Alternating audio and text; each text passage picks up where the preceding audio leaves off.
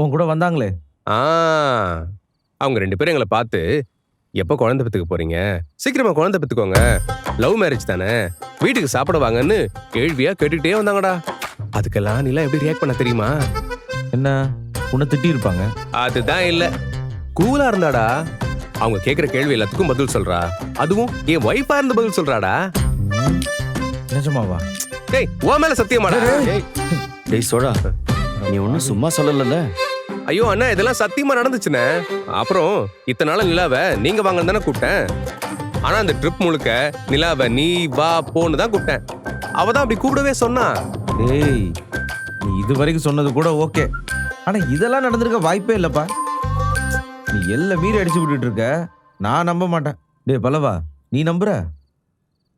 இல்லண்ணா, எனக்கு கொஞ்சம் கூட நம்பிக்கை இல்லைண்ணா. டேய் சத்தியமாடா, நம்புங்கடா என்ன.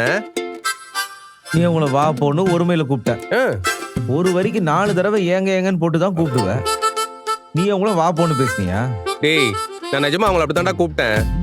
இப்பெல்லாம் நீ சொல்ற மாதிரி இந்த ஏங்க என்னங்க அப்படிலாம் இல்லடா. இங்க வா அங்க போ அப்படிதான்டா பேசுறது.